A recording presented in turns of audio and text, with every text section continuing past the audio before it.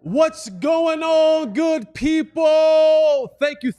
You are far too kind. You could have been anywhere in the world, but I am so glad that you are here with me. It's the DLLS Cowboys podcast, and we transitioned. We go from a BET HBCU edition to now it's the Ebony and Ivory edition of the DLLS podcast. We talk about OTA starting, maybe some OTA position battles going on, some new rules being voted on in the National Football League. We get your thoughts on those and more. This show starts now.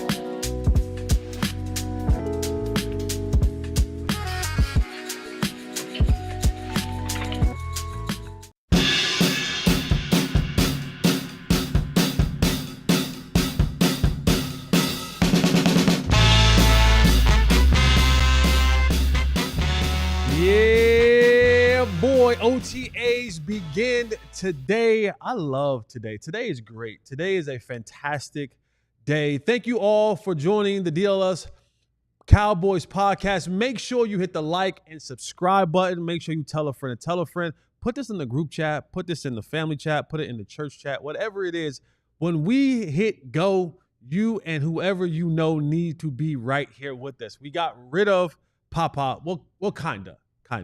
We just sent them up north to the Star. He'll be reporting in, calling in 11:15 from the Star. I got my boy back over here, Joe Hoyt, over this today. But start this things off. I am your host, Salt and Pepper Poppy, Jesse Holly. Oh, Jesse. Oh, Jesse Holly went 77 yards. It must be a reality show. And back from vacation with a nice little tan. Yeah, you got a nice Ivory. You got a nice little tan over there, Ivory. Yeah. What's up with you? I love what Jeremy said. Boom. Jeremy said I went from 6-0, meaning pop, yeah, 60, to 5-0. Tell him something, Joe. So welcome back. Jeremy is really clever. We might have to, for my instead of the ding dong from Taco Bell, maybe add some sirens or something. I don't know. Maybe get a little 5-0 in there. I don't know. We might have to. Popo Joe, got to get some aviators going. I got to fit into the bit, I think. Welcome back, man. You had a good time? Great time. Yeah. Definitely played a lot of golf. Got canceled last night, though. You got or canceled 2 nights ago. I'm about to say they canceled you? They canceled me, and I'm here on air already. I say, damn. What'd you say? I don't know, man. Florida, they cancel everyone. Well, Florida, yeah.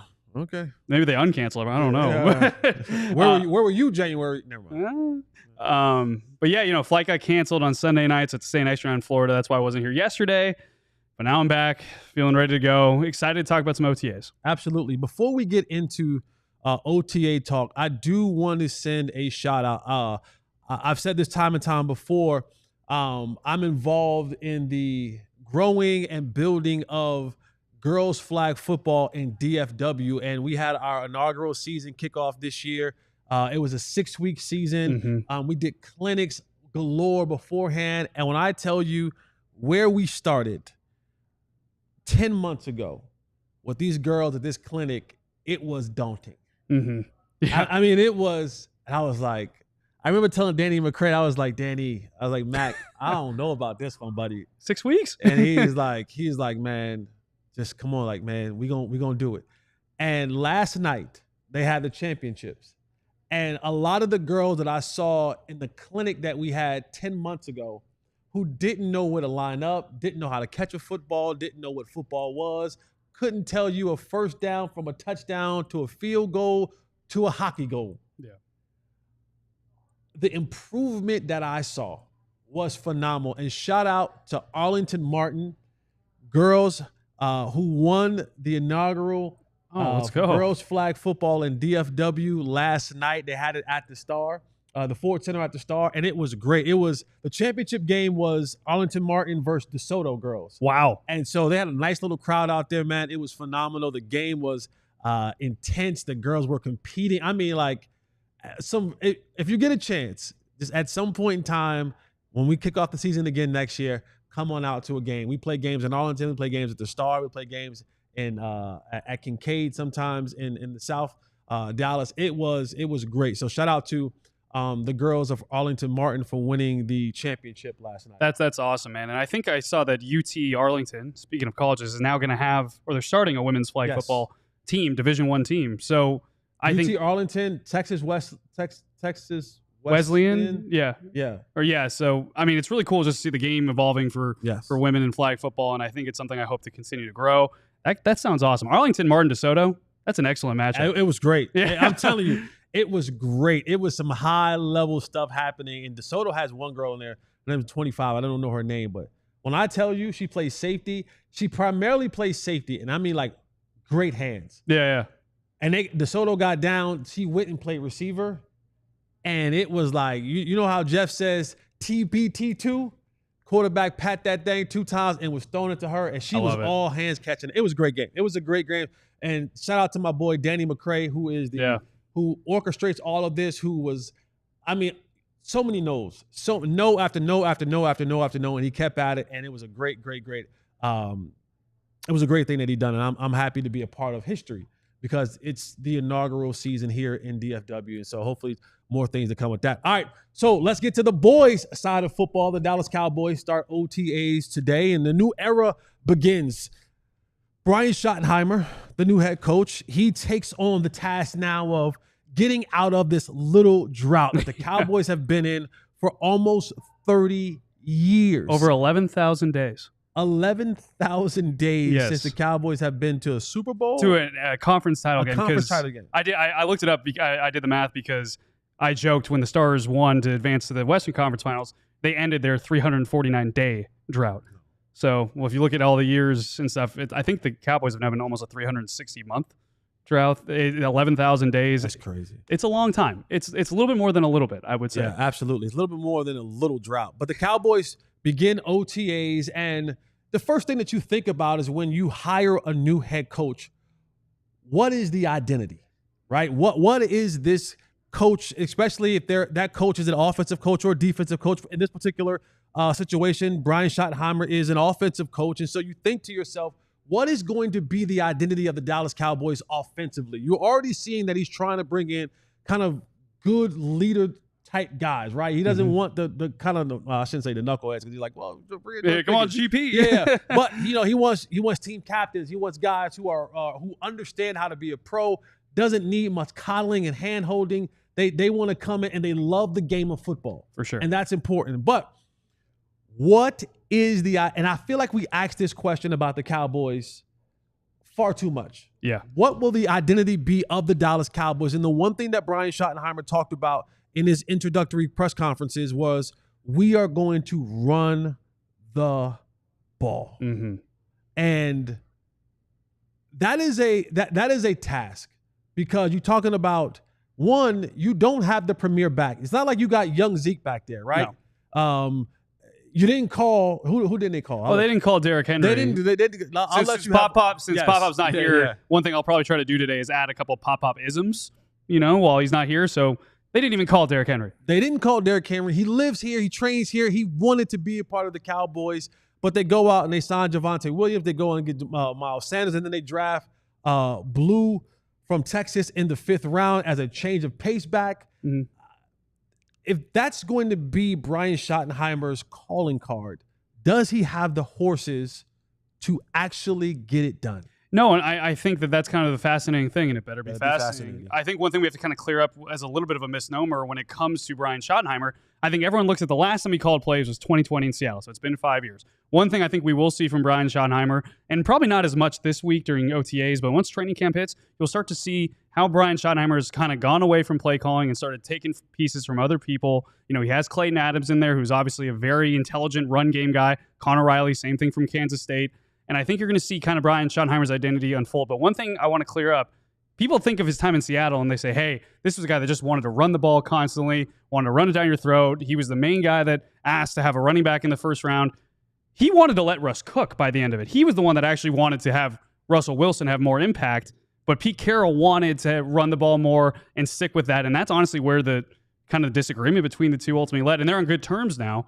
But that's reason why Brian Schottenheimer was ultimately fired from Seattle, is there was a disagreement between him and Pete Carroll. So now 5 years later, he's play calling again.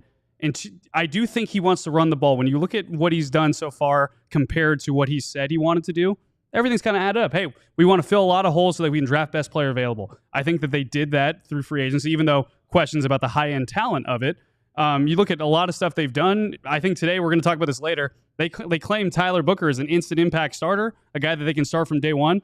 Well, I kind of look at today as day one in terms of 90-man rosters. We'll see if that holds true. But Schottenheimer wants to run the ball. To your point, though, the two guys they added in free agency, Javonte Williams and Miles Sanders, those are two guys that, in terms of rushing yards over-expected, they were under-expected because they had negative rushing yards over-expected last season.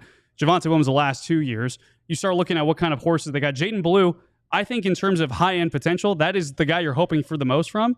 But this is a guy that also had to split carries with, another guy who I think is probably looked at more favorably in terms of NFL circles in Trey Wisner from Texas. Right. So can Jourdan Blue all of a sudden go from being a co-back with Trey Wisner to being the guy in Dallas? I wouldn't at least put money on that to start this regime. So is this, and they've talked about this too with Steven and Jerry Jones. The offensive line is a reason why they thought the running game did not take off last year. They added a lot to the running game, including a first-round pick in Tyler Booker. Will that be enough to run the ball and be the main focus of this thing and really take off? I'm not sure, Jesse. I think running the ball, it sounds good in theory, right? Like, we want to be physical. We want to control the line of scrimmage, and we want to control the clock, and we want to be the hammer and not the nail. And you kind of have to. And I'm going to say to that point is when you have a rookie right guard, when you have a second-year guy who's still trying to find, I think confidence may be the best word to use for Tyler Guyton. Yeah. The last thing I want to do is drop back 30, 40, 50 times. And now these guys have to try to figure out, how to stop these premier pass rushers from the inside and the outside early in the season. I mean, open up against the Eagles. You want to be on your P's and Q's, and you want to be able to establish that run game because, confidence can go pretty quick. And I think, Tyler Booker has some time to learn and to grow. But I think if trouble shows its ugly face early in the season for Tyler Guyton, it's one of those oh-ish moments for him. And we all start pointing the finger because we are. Yeah. We're all going to start pointing the finger and say, get him off the field. He's going to he's going to lose his game. He's going to get somebody hurt. And that's a tough road that he has to walk down. But if you can establish the running game and you can give these guys an opportunity, because most of the time, offensive linemen, even the not so great ones, if they can go forward and be the aggressor in blocking, they have a much better chance of having a level of success than they do if they're back on their heels trying to catch a guy that's coming at them 100 miles an hour. So I think, and even for Dak Prescott, I know that he's going into the years that he's going to 10 or 11, whatever the years are, but just making sure that he stays on schedule, to make sure that you're not kind of putting him in harm's way early in this football season, but having that balanced attack, being able to have a balanced attack, run the ball with a level of commitment and run it effectively. But you got to be stubborn to run the football. Yeah. There's a level of stubbornness that comes with running the football when you don't have the premier rusher. When you can't turn around and go, oh, there's number 26. Let's hand him the ball. Yeah. And he goes and makes guys miss, and he hurdles guys, and he does a half somersault, twist, turn, push, tush in the air over a guy, ridiculous. Or it's Derrick Henry or what have you. Life becomes more difficult when you have to do it with guys who are either washed or unknown or trying to find their way again and not having that premier guy in the back. Yeah, we did this exercise last week too, where we looked at the running back tiers in terms of where do the Cowboys running back group fit in terms of all the NFL. We had them pretty low. I think we had them either 30th, 29th, something around there. So when you're asking the running game to be the thing that you base your identity on, to then bridge to play action, to allow Tyler Guyton to maybe, hey, if you got play action that allows one half-step hesitation from an edge rusher that might be a little bit quicker than you, like that's putting a lot on a running game where I think that there's going to be a lot of questions. So as we go forward into the Schottenheimer era, especially as we start seeing the 90-man roster, We see things kind of envelop. I'm so curious to see how his offensive identity actually comes into fruition and have things changed since the Brian Schottenheimer we saw 5 years ago. All right, well, we'll see. They take place today, and it's the underwear Olympics, but you actually get to see guys lined up and information and see where they're going to play.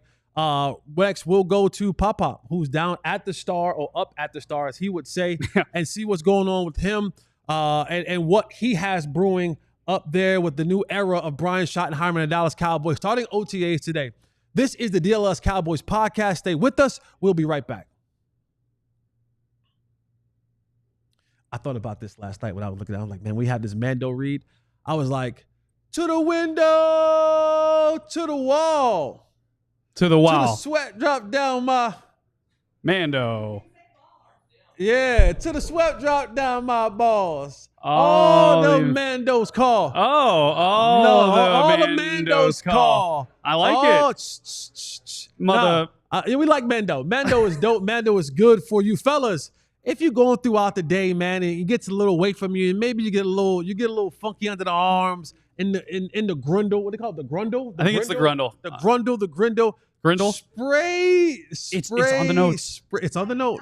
It's on the notes. It's on the notes. It's on the notes. It's on the notes. And what Mando has for, like, Ben's checking the notes. He's like, wait a second. This is on the notes. Receipts. Get $5 off a starter pack, the Mando starter pack, using the promo code DLLS. You do not want to miss this opportunity. It gives you a bunch of flavors that you get a chance to choose from. Head on over to mando.com and sign up today. And our good friends at Monarch Money. If you have knowing where your money is going, how your money is being spent, like, I'll give you an example. For me, like, I have money in a couple of different accounts. Not that I'm rich or anything like that, but I like to diversify, right? I like to have, and so sometimes things get a little out of whack. You spend a little over here for groceries, you buy a little repair over here, and you figure out, oh, I don't know.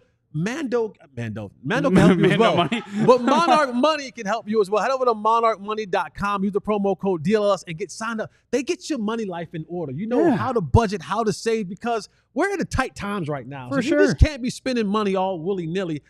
Monarch Money gets you a solid plan, gets you straightened out, and now you know where the money's at, how it should be spent, and how you can save money. Head over to monarchmoney.com today. Clarence. Hey, in the comments before we go to Clarence, put your favorite pop-ism in the comments. Okay, your favorite thing that is pop. That we can say on the air. Please, that we can say on the air. Do we got pop? And he is. It is volume working. Hey, you took a shot at me to start this off. I mean, when Jesse was doing to the window, you was, first of all, offbeat. And secondly, when he started doing the lyrics, you couldn't follow the lyrics. I know the lyrics. I know the lyrics. You wouldn't follow the lyrics. I'm sorry. I thought he was going to have ad libs, and he did. So I let him cook, and then now that I know in hindsight, next time we do it, I will thrive. All right. Clarence, you're down at the Star. The Cowboys are starting the Brian Schottenheimer era at OTAs today. What are you looking for? What are you hearing? What are you seeing? Give us some of the scoops from the Star in your eyes. I'm going to be honest with you. Practice is not started yet. We haven't had a press conference yet. So there's some things I'm looking for. And what's so crazy, and it better be crazy. One of the simplest things, what number is George Pickens going to wear? What number is George Pickens going to wear? We've been talking about this since he signed. He wears 14. He wore 14 this weekend at the charity game. We know Marquise Bell has 14. I just asked the Cowboys PR department, hey, what number is George Pickens going to have on today? We don't know. You'll see. You'll see when practice time comes, right? I'm saying, you're going to tell me you're going to wait till practice time before y'all put it on the roster? No, we just haven't put it on the roster yet. So what number is he going to wear? We don't know. So I called somebody else. Hey, they already practiced this morning. They practiced yesterday, right? He's in a number, okay? He's in a damn number. I called somebody else. I said, what numbers he got on? They said 13. So I said, he got on 13. Yes, he got on 13 today, but that might just be temporary. So why do we have Jersey gates regarding George Pickens? Something that's so simple. Just tell me what number's on. If he changes, he changes. They do it all the time. What numbers he wearing today? That's all I ask. Because it's the Cowboys. It's the Cowboys. And this is the one team that can take something as simple as a jersey number and make it more trivial or complex than it has to be. But we do know that Marquise Bell has number 14. I tweeted Marquise Bell. I said, brother, the numbers should start to have the conversation at 25,000. Like, that's the game that we're playing here. That is the game that we play in the locker room. If someone comes in and you have the number that they like, I need something. I need mine in the duffel bag. I need it tax-free. I need the Maui vacation, first class, business class. I need to be in a 5-star hotel if I'm gonna pass this number off to you. But it's the Cowboys, and so of course, it has to be a story. But Clarence, one thing that Joe and I was talking about starting out in the Brian Schottenheimer era is, talking about running the football. And we know that he didn't call Derrick Henry. We got it. But if that's going to be their calling card, is it going to be a committee thing, or are we going, this is going to be our guy, we're going forward with him, and we're going to give him all the carries? Oh, I definitely think it's going to be a committee thing. I mean, that's what Blue was brought in for, to be the change of pace back part of some type of committee. Whether Sanders, whether it's Williams, whether Sanders and Williams, they're not going to just have one back, and as a primary. I mean, I definitely, most things go committee. You just go by the money, go by the numbers. I mean, you're not committed to anyone based on your finances. So therefore, you're committing to a committee. We're just trying to find out what we got, because you're not committed to anyone based on the money, which is why I keep saying, I know you took a shot at me saying we know they didn't call Derrick Henry. They also, I know you took a shot, and that's fine. Derrick Henry wanted to be here. He wanted to be here when he come in for less. He lives in Dallas. Baltimore just paid him. The investment last year would have been worth it, but that's a whole nother story. There's another guy out there named Nick Chubb that I would throw up against the wall. I'm not saying commit a lot of money to him. I'm saying add him to the mix to see what he got. You're not losing anything. Just like you brought in Sanders, gave him no bonus money. So if you cut him, you cut him. You could somehow come up with a situation with Nick Chubb. Bring him in there, throw him into the mix. We know at his best, he's been better than any of the guys that you have. So why not give him a chance to see how he looks come off injury? I'm not saying commit to him financially, guarantee a starting job, do like Zeke, don't run him in training camp because you got all these plans from. I'm saying let's throw it up against the wall. Chill. One thing that Stephen Jones has reiterated is that, it's a 365 day per year acquisition period, that they're always kind of on the lookout. And I think one thing, kind of to your point about Nick Chubb, that I'm kind of wondering going into OTAs, into minicamp, into training camp, is in terms of like running back specifically, and maybe slot corner and maybe nose tackle, how long do you think it's going to take for them to evaluate some of these positions, some of these guys specifically, before they have to say, you know what, maybe we will go dip into the Nick Chubb pool and bring him in to add more competition. Maybe we will go get a slot corner on the market because we need to add more to that now that we've seen a certain amount of things. So I think it's a position. Like, you can come in and get a slot corner off the street.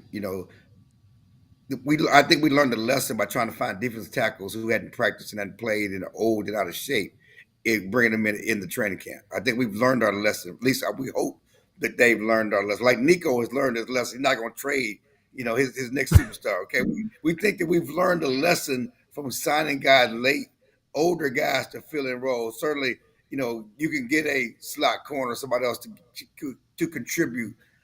Possibly in camp and maybe another receiver, something like that. But it depends on the position, and I think that where we are right now, the Cowboys committed to go with what they got up front on the defensive line. There's no question about that. And that's one thing we asked Will yesterday. What have you done to improve the run defense? We like the George Pickens. We like the Tyler Booker. We like emphasizing run offensively and what you're doing in the plan. What's the plan from a players? I mean, I know the schematics. You're hoping on the schematics and 11 guys to the ball, but what's your plan as far as how have you improved with the players you've added? Pop. Dak is coming off the hamstring injury, and we've seen some clips of him throwing, and he looks slimmer, he looks good.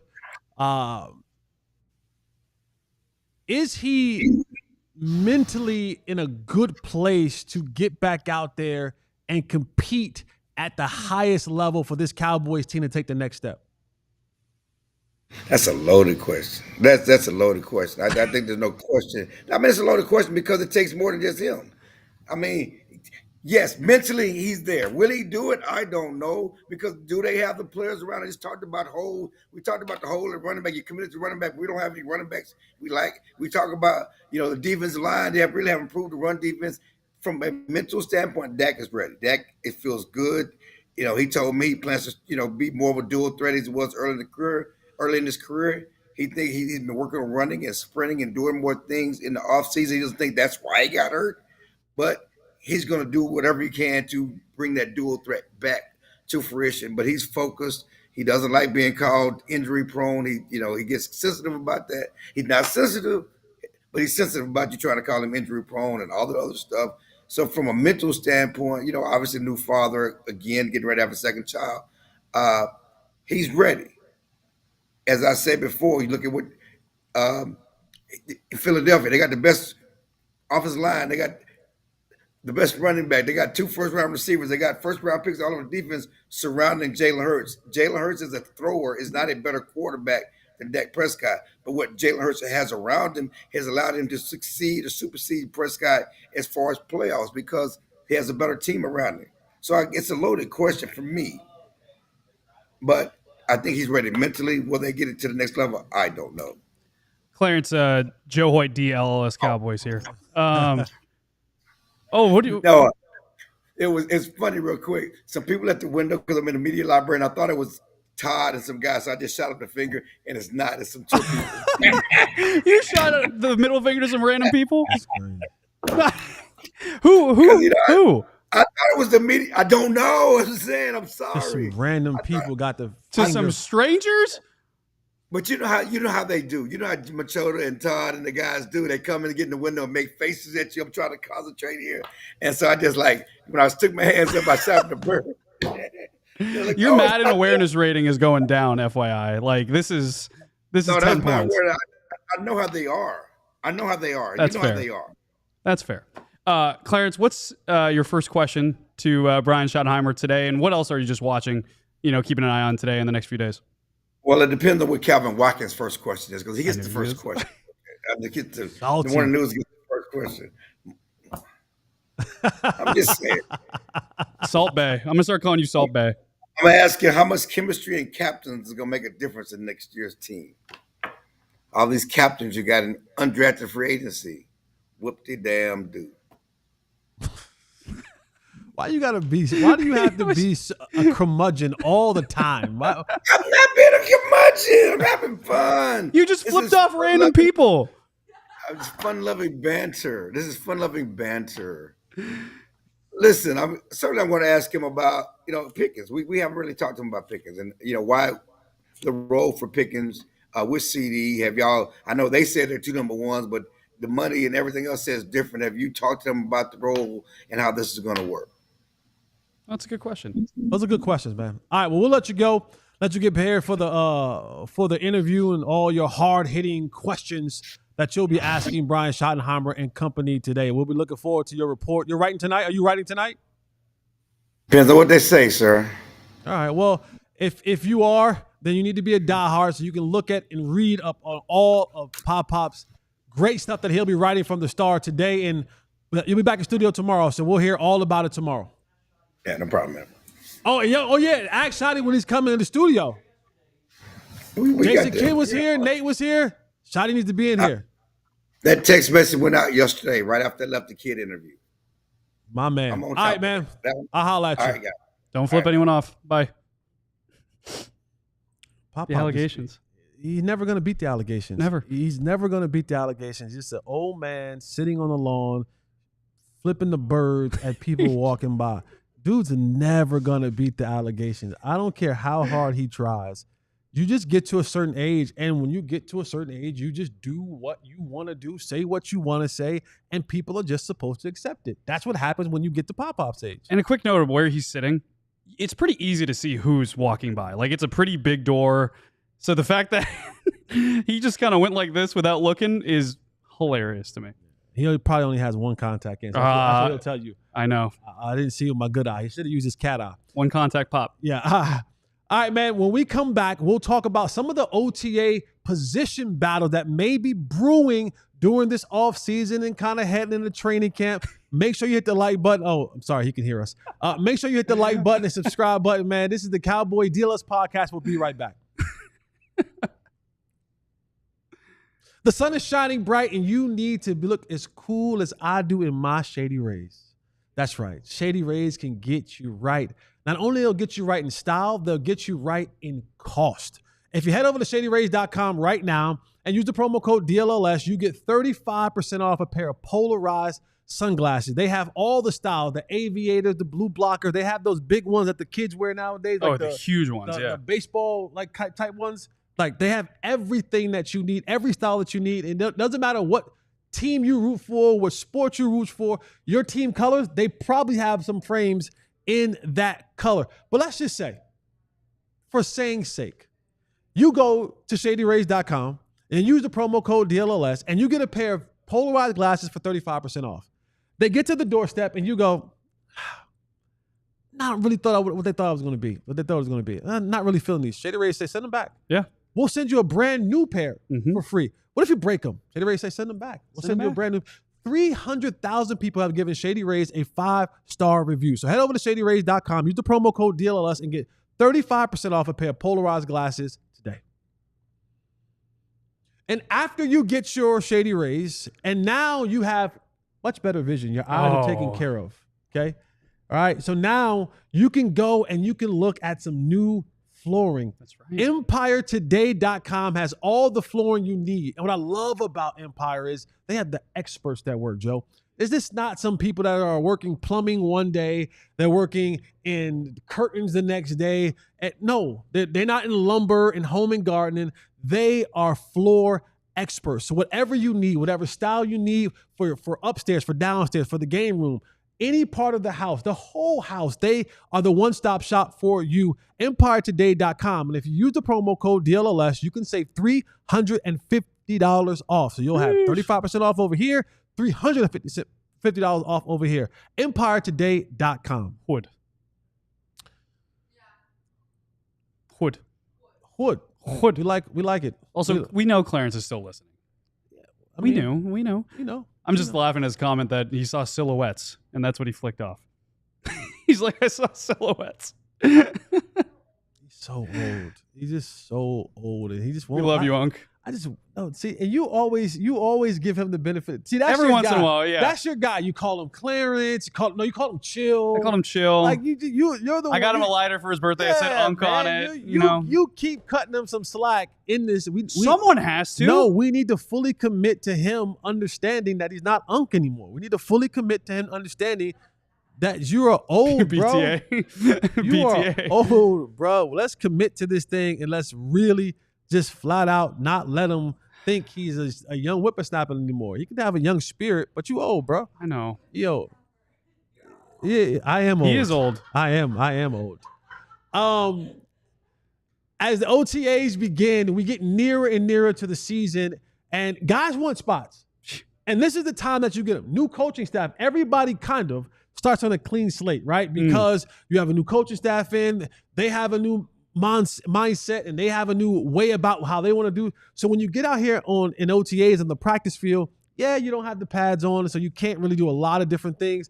But what you can do is start giving the first impressions and understanding, I know to line up. Yeah. I know how to be correct. I know how to be fast and physical. Well, fast, we can't be physical right now. We don't want to get in any trouble with that. But, Joe, are there some position battles brewing or potentially brewing in the Cowboys offense or defense?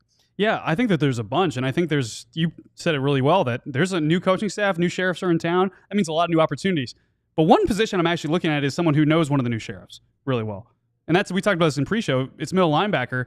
Part of me thinks that Jack Sanborn might have just the edge ultimately to kind of take that Mike linebacking spot. That's my guy. I think Sanborn, you look at what he did really well, and I think he fits very well into Matt Eberflus's system.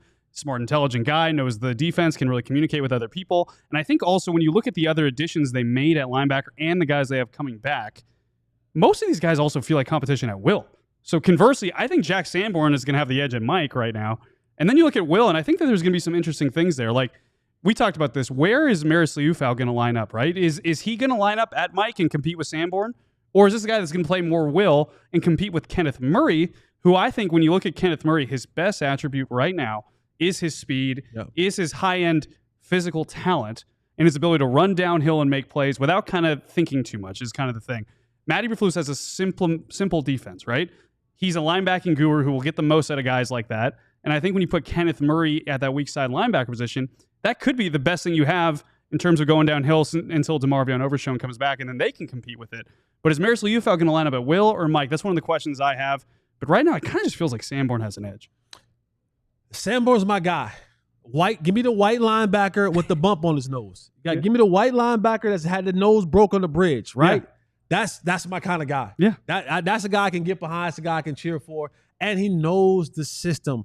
When you're talking about being the Mike linebacker, you're talking about being the quarterback of the defense. He's the green dot. Mm-hmm. He gets the call from the sideline. He gets everybody lined up. He makes the adjustments up front. He's playing the cat and mouse game with the quarterback, right? And most of the guys that are learning this new Eberflus defense, if I want Kenneth Murray, if I want Maris Liufau, who are more of the athletic type, if I want them to have their athletic prowess being at its tip-top shape, I don't want them thinking a lot. Yeah. And it's not the whole dumb athlete thing. It's the fact that I want to have to a point where they can just see ball, get ball. Yeah. Like that's what I want. I got an opportunity last night. Shout out to Maris Liufau because he came by the flag football event at the Ford Center, and we chopped it up for about 10, 15 minutes just talking, girls flag football, talking ball a little bit. Sure. And I asked him, I said, young fella, how is the defense, coming along, learning it? And he's like, he goes, man, I enjoyed playing for what defense? Mike Zimmer. Mike Zim. Yeah. He's like, but this is so much easier. Yeah. He said, this is so much simple. It's really line up, know what your responsibilities are, and go be really fast. And that's what Eberflus is known for too. Right. And so for guys like Maris, he's just like, man, I get to go play football. I don't have to do all this complex thinking. I don't have to go through 7 different things. I can line up, get out of the huddle, line up, and go be a ball player. Yeah. And that's great. That's great for him. The only caveat to that, I'm stealing one of your words, the caveat to it is you have to win. In order for this defense to be successful, whoever the will is going to be, if it's going to be Kenneth Murray Jr., if it's going to be Maris Liufau, because of the simplicity of the defense, it now puts a much more onus on the player. The player has to be better. And that just means you have to be more physical. You have to out-athlete. You have to be more skilled than the guy that you're facing because there is no window dressing on it. No. There is no sauce on that. You getting this thing. You getting plain white bread. There's no silhouettes walking by and you don't know who to flip off. Like exactly. You getting plain white bread when they line up. And so a lot of that comes down to you have to be the better player than you're going up against. And maybe you're not the better athlete, but you have to win more than one-on opportunities. No doubt. And I think one question we'll ask Schottenheimer is where is Maris going to line up? Because I think if they believe Maris is going to be at Mike, and he called a lot of plays at Notre Dame too, then I think that the battle gets a little bit more interesting. If they say he's at will, Jack Sanborn is your middle linebacker. So that'll be fascinating. Better be fascinating. The other battle I'm looking at, because I think it's such a huge unknown, is slot corner. And we talked about it a little bit. Good old nickel corner. Nickel corner. They don't really have anyone there, frankly. They have potential guys. They have an Izzy Mukuamu who's got the potential to play there. They have a Kalen Carson who has the potential to play inside and outside based on his kind of draft profile and what he kind of put together at Wake Forest. They have Kaiir Elam, who has primarily played outside, even though he didn't play that much in Buffalo, but also has the potential to play slot corner. My big question kind of going through OTAs, mini camps, training camp, and one of the reasons I asked Clarence is in the evaluation process, when do we decide, okay, we're going to have to make some changes? And does DaRon Bland going back into the slot make sense for this team? Is Kaiir, do they kind of go through OTAs and Savone Revel's on a good pace and okay, he'll be one of our outside corners, and then Kaiir Elam, he's more of an outside guy than a slot guy. So I think we can put him out there. And DaRon, I know it's a contract year. I know you want to get paid like an outside corner, and you will, either by us or someone else, but we need you to play slot this year where you played as a rookie and had 5 interceptions in 8 starts. So that is one thing. I just don't know what they're going to do in slot yet, frankly. And you got to have it. It is so imperative because the way that the NFL runs offenses nowadays, the days of, 2 backs, 1 tight end, 2 receivers, or, 1 back, 2 tight ends, 2 receivers. Some teams still get into those formations, those 12, 21 formations, but it's a lot of 11. Yeah. A lot of 11 personnel. And so you're going to need that nickel corner. You're going to need that slot corner because that's where guys eat. Yeah. It used to be way, way back in the day when Clarence was a young man. It used to be the X receiver played outside. Yeah. Outside the numbers. He was on the ball, outside the numbers. He was the number 1 guy. You knew where he was going to be. You knew he was going to line up. Now, with the advancement of skill sets and the way that offenses are being developed, your best player at times plays the slot. Yeah. Whether he motions down, whether he motions across to it, whether he lines up in the slot, your best player a lot of the time is playing in the slot. Yeah. So if your slot corner isn't up to snuff, it can be a long day for your defense and a long day for the guy that you're trying to have guard the number 1 receiver for an opposing team. Yeah, and you know what? Look at what the Giants did last year with Malik Neighbors.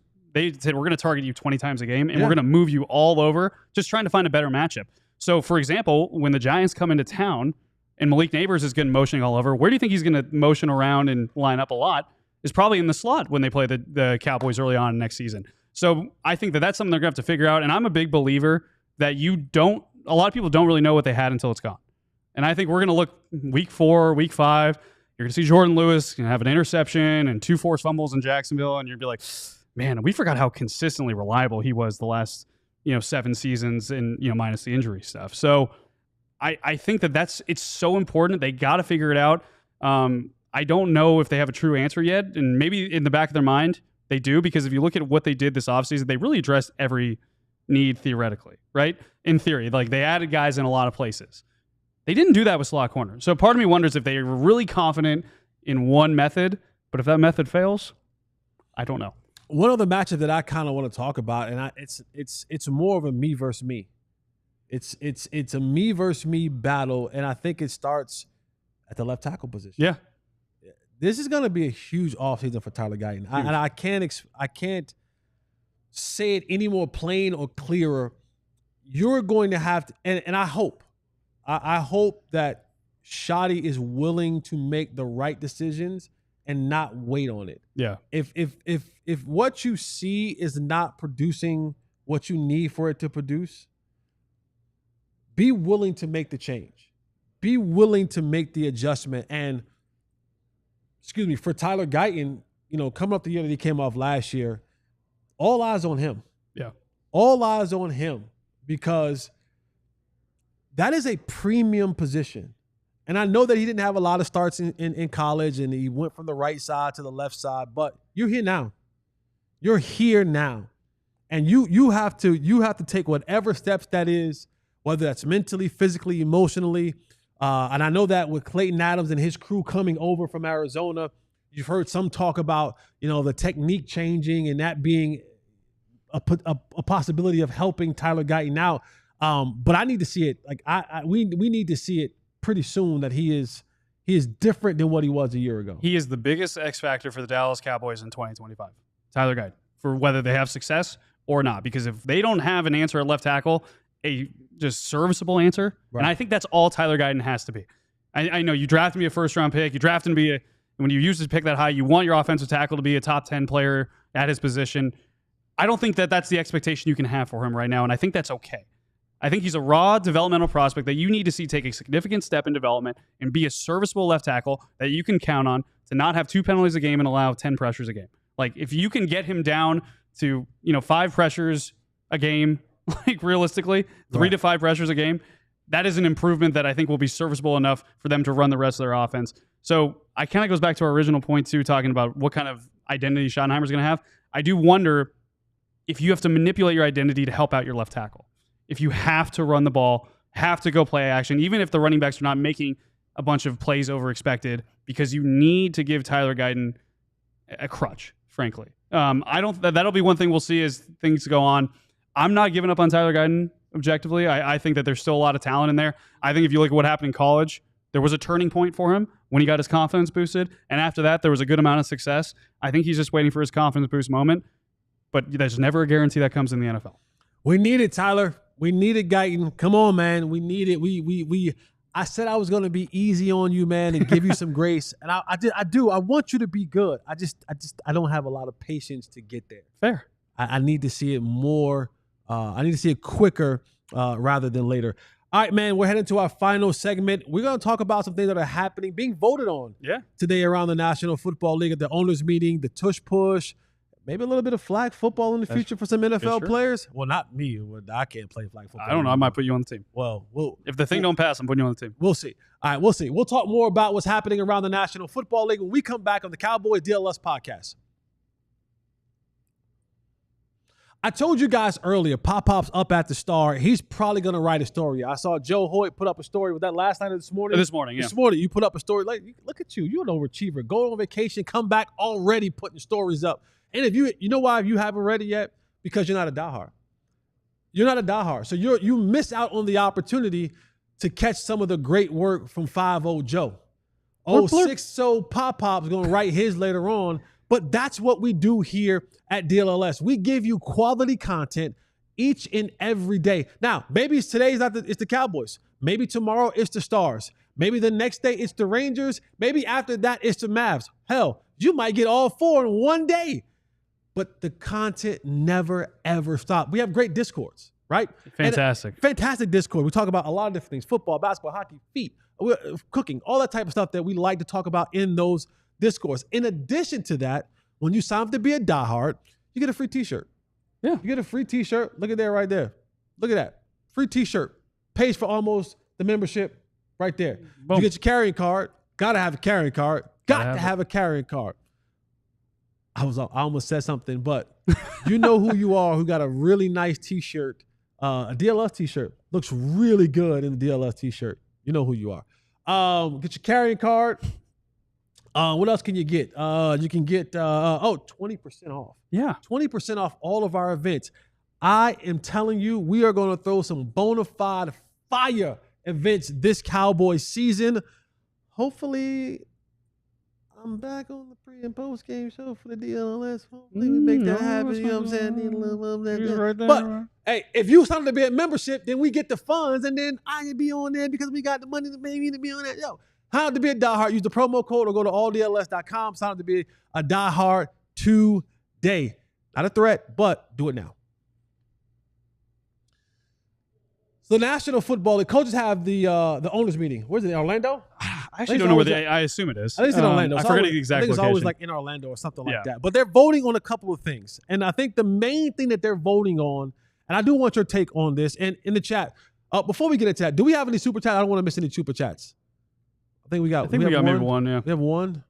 We do. What do we have here? Well, that writing, talking about getting old, that writing gets smaller and smaller every single time. I'm just getting. You want me to read it for you? I'm getting old. Man. You want me to read it for you? Yes. Okay. So we have gotten the BET version of the DLLS Cowboys podcast. Yes. I wonder if we'll ever get the Hallmark edition featuring Jeff and Joe. That's the 5 flat 40 edition. That's a 5 flat. That's the no seasoning. That's the first in the building, last out high IQ version. Wait. That was a subtle. That was a subtle shot at.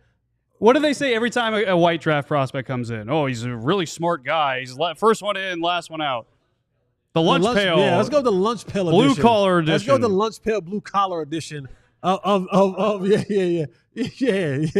That's what they always say. All right. The coach on the field edition. Listen, don't who's that? Ken, don't test me with a good time and take some days off. I'll take some days off now. I'll take some days off. Don't test me with a good time to be at the crib chilling with my feet up, spraying Mando all over my body. But the Cowboys, the NFL owners are meeting today, and one of the things that they're meeting on and voting on. Now, this was tabled. They had another owners meeting before, and they voted on some other things, some playoff stuff and all that kind of stuff. And the Tush push, it was tabled because they were like, we don't quite know just yet. And they tabled it to this owners meeting. They're going to vote on it. And I do want your take on just the tush push in general? Yeah, no, I think the tush push is polarizing. I think there's a reason why it got pushed off. There's a reason why it got tabled is because there were a couple people that were pushing for it, but they didn't have the numbers for it to kind of eliminate it. So now they want to give more time, see what numbers they can get. It's very political. The whole thing is just kind of like it is on Capitol Hill, where it's like, hey, do we have your vote to get it? Do we? Okay, I can trust you. Okay, we'll run with it. So they couldn't get enough numbers. Now they're kind of pushing together, see if they have enough numbers. They're going to go in front of Roger Goodell. It seems like there's a good chance it could pass, but until the votes actually come down, we'll see. My thing on the tush push is you want to stop it, be better. I think the neutral zone infraction, though, is something that they need to really target, because if you look at how close some people are getting or offensive lines and how in front they are, like, I think that's something that they actually need to kind of specifically orient. Do you think, because the overarching answer to the tush push being banned, at least where we sit, right, as Cowboys content creators, as Cowboy fans, and in the world of Cowboy Nation, just about all of Cowboy Nation wants it gone. Yeah. And is that because Philly has made it a good play for them, and Cowboy fans don't want anything good to happen for Philly? For Philly, that's got to have a piece of it, right? It's got to. That's got to be a thing. Like, hey, they're so good at it. No one can stop it. Who has stopped it? Nobody. No one. So it's like, how can this be legit if nobody can stop it? And other people have tried to be as successful with it, and they haven't, because they have the perfect combination for it. And I even thought it would take a step back last year when Jason Kelce retired, because I was like, oh man, they got such a strong kind of anchor right there, and it really didn't change that much. I mean, they still got it when they wanted it. So I think the fact that it's Philly is so good at that they won a Super Bowl and that played a part in it. I think a lot of people are like, okay, we got to figure out some way to modify this.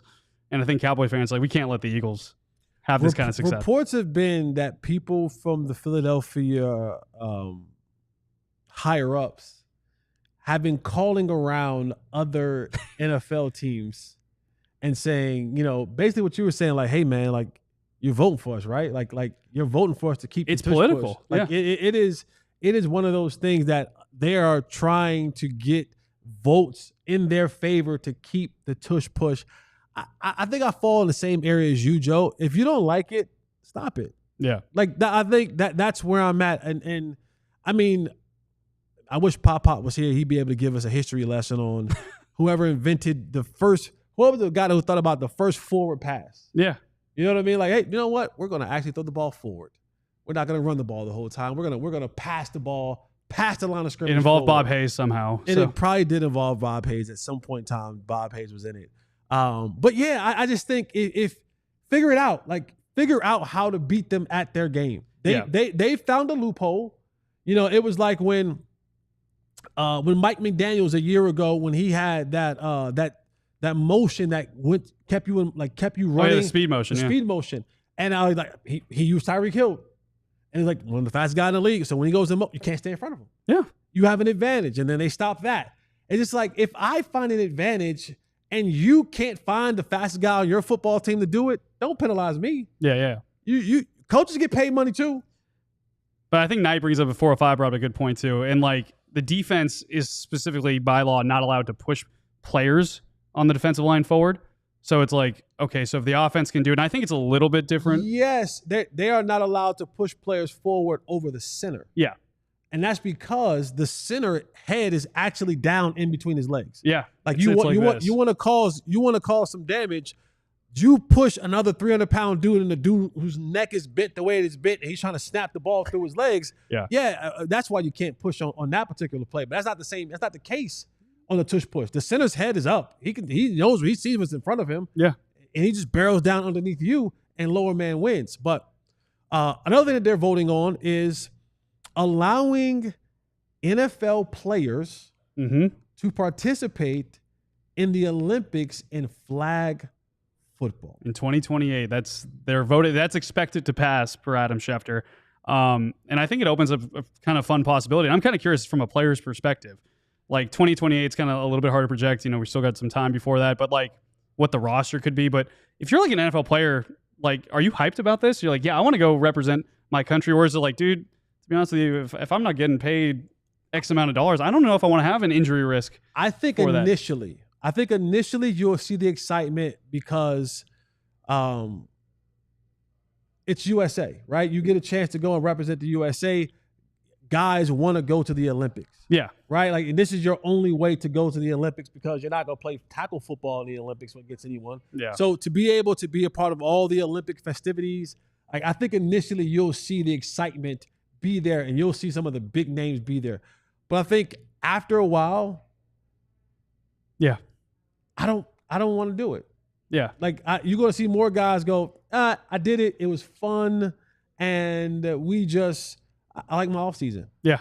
I like my off season. I don't want to get ramped up. I don't want to have to get in shape. I don't want to have to practice before I have to practice. I don't have to meet before I have to meet. Again, I think initially the excitement of this new thing happening for the Olympics, you're going to get a lot of guys in there, but you do run the risk in getting injured. Yeah. And I'm hearing that some of the things that they're giving provisions in it, if a guy gets injured, you get salary cap adjustments for that.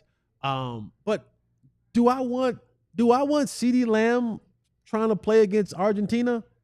I don't know. I don't know. Do I want Micah Parsons? And Micah is going to be one of those guys that tries to get into it because he dominate. Yeah. Like, imagine Micah running down your quarterback, pulling the flag. Like, you're not going to get away. But then again, honestly, and I saw this firsthand when they had like they had like the flag football guys play against the pros, and those guys were all retired. But it's a different league. It's a different game. Like, it's not the normal what you think it is. And those flag football dudes, and I wish Jeff was here because he'd be like, "Oh, it was the best flag football this side of the Mississippi."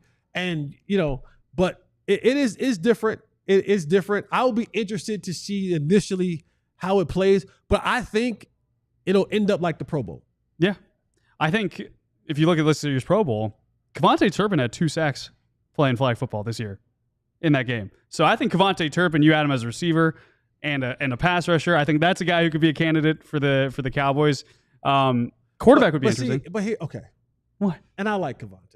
He's fast. I get it. He's quick. I hear you. He can get after the quarterback. But if I'm going to take on the world, I don't know if Kevontae makes my roster. Who's quicker to get out of the quarterback, Micah Parsons or Kevontae Turpin? I'm taking Micah. Yeah, of course. I'm taking Micah. But I'm taking Justin Jefferson. I'm taking who's Jamar quarterback Chase. though? Who's quarterback? Josh Allen. Let's ride. Let's go. Lamar? I'll take Lamar too. I think I'd take Lamar. Or Kyler Murray. That's a great one. Kyler Murray would be a great one. Like, I like that. I'm going with that line. And not that I don't think that Turpin is good enough. I don't think there's enough roster spots where you go put him on the roster. Are other countries going to put basketball players? Like, is France going to get Wemby? Wemby would get cooked. Just he get cooked. But he get cooked. But just Wemby get cooked. But just up here. And the Spurs ain't letting him play. He got bad feet. Yeah, that's true. He have bad feet. You don't want. What about Jokic, like quarterback or something, just doing behind the back passes and? Nah, he's another one. He don't want no parts of that. Is Luka going to play quarterback for Slovenia? Will Slovenia trade Luka to another country? Two of the Americans. Do you think for Anthony Davis? Do you think that Slovenia would trade Luka and go too many hookahs, too many beers? Yeah, not enough hookahs, not enough beers. But I'm interested. I will be looking out for that. It'll be another thing that America dominates in. You'd hope. We're dominating. What country is going to beat us in flag football? I'm telling you, France with Wemby. That's all I'm saying. France? Batum and Wemby outside. Those are 2 receivers. They're getting cooked. They're getting cooked. No one's competing. Like, no, I don't think. And I know, but I do also think this is the part of the agenda of the National Football League to grow their brand globally. Roger Goodell, the NFL owners, you see it now when they have the games abroad. They are dying to get into that NBA space for sure of having that international presence. It's difficult because the competition is different. Like, to go and play Italy in football might not look the same going to play Italy in basketball. Yeah. Or Argentina or Greece. It won't look the same. So we'll see. We'll monitor it, but not monitor it, but monitor it, in the words of Jerry Jones, and see how that vote goes. Either way, you're still going to watch the game. Tush push or not, flag football or not, you're still going to tune in because football is king in North America. All right, man. Thank you guys for joining us today. Welcome back, 5-0 Joe. Can't wait to hear what Pop Clarence Hill got going on up at the Star. I know that he's going to be texting us and slacking us all day long, all his little tidbits. We'll get Jeff back soon, and the whole gang will be back together. But until then, for Joe Hoyt, I'm Jesse Holly. Thank you all for joining us to the Cowboy DLLS podcast. See you guys tomorrow. Oh, as Jeff would say. We all silly like the mayor.